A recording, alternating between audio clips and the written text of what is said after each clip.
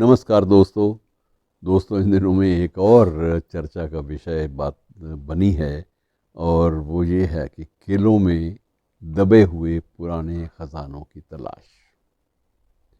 और सबसे बड़ी दिलचस्प और अटपटी सी बात लगती है, आपको अटपटी लगेगी नेचुरली, लेकिन दिलचस्पी से भरी हुई बात है। वो ये कि इस चीज़ का, इस तथ्य का जो रेफरेंस है, जो चर्चा है इसकी, वो आर्थर कानन डायल की पुस्तकों में भी मिलती है। आर्थर कानन डायल के बारे में आप जानते हैं कि अंग्रेज़ी साहित्य का, शायद अंग्रेज़ी भाषा का साहित्य तो नहीं कहूँगा मैं, लेकिन जासूसी जो साहित्य है उसका शायद सर्वोच्च लेखक माना जाता है आज भी। और आज भी इस विषय को लेकर उसकी जो पुस्तकें हैं वो ज़्यादा चर्चा में हैं। और चर्चा में उसका एक कारण ये भी है कि लोगों ने ये देखा है, शोध करने वालों में, जब फैंटेसी पुस्तकें बढ़ गई हैं, उनकी चर्चा भी बढ़ गई है, तो लोगों ने ये भी देखा है कि आर्थर कानन डायल की एक और बात भी थी कि सिर्फ रोमांच पैदा करने के लिए झूठी कहानी नहीं करता था, उसके नीचे एक आधार भी होता था। और उस आधार को लेकर मैं आपको जो बात कर रहा हूँ वो ये है कि आगरा के किले का खजाना, ये इतिहास में भी चर्चा का विषय रहा और बाद में भी चर्चा का विषय रहा, आर्थर कानन डायल की पुस्तकों में भी चर्चा का विषय रहा। और उसके बारे में एक तथ्य मैं आपको ये बता दूं कि जब बाबर ने, उसको पता चला कि बहुत सारा ख़जाना आगरे के किले में है, तो उसने विशेष रूप से अपने बेटे हुमायूं को भेजा कि जाओ और अपनी खुद मुख्तारी का प्रयोग करते हुए, अपनी स्वायत्ता का प्रयोग करते हुए, एक युवराज होने के नाते अपनी मौजूदगी में उस किले के दबे हुए ख़जाने को तलाश करने की कोशिश करो।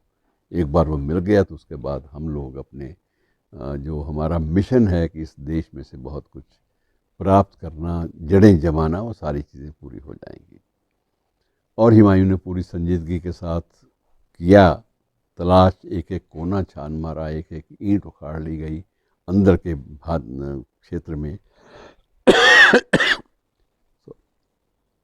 एक एक ईंट उखाड़ ली गई भीतर के क्षेत्र में, लेकिन उसका एक मकसद या एक उसका उल्लेख इस बात से था कि किसी व्यक्ति को एक नक्शा मिला था, उस नक्शे में किले में दबे हुए खजाने का एक हल्का सा उल्लेख वो मौजूद था।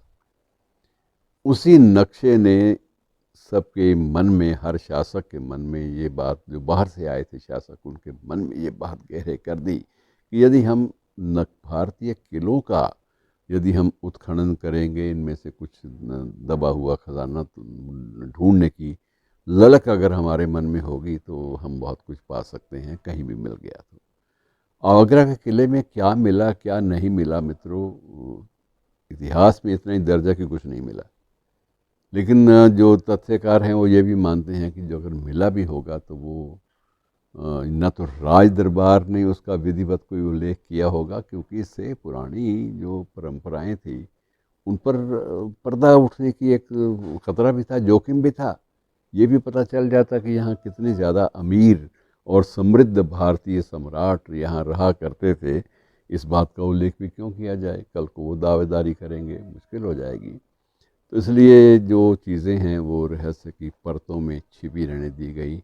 और ये तलाश का मसला, तलाश का जो मामला है मित्रों, ये बड़े दूर तक इसने इसने यात्रा की। दूर तक यात्रा से मेरी मुराद ये है कि राजस्थान में किले किले बिकने लगे, बहुत सारे किले। और इस बात का तो उल्लेख आप कभी नेट पर भी देखेंगे तो आपको ये सामग्री मिल जाएगी कि लोगों ने किले खरीदने आरंभ कर दिए। कि एक तो उसमें किले, आप किले का मालिक होना है, बहुत बड़ी बात है।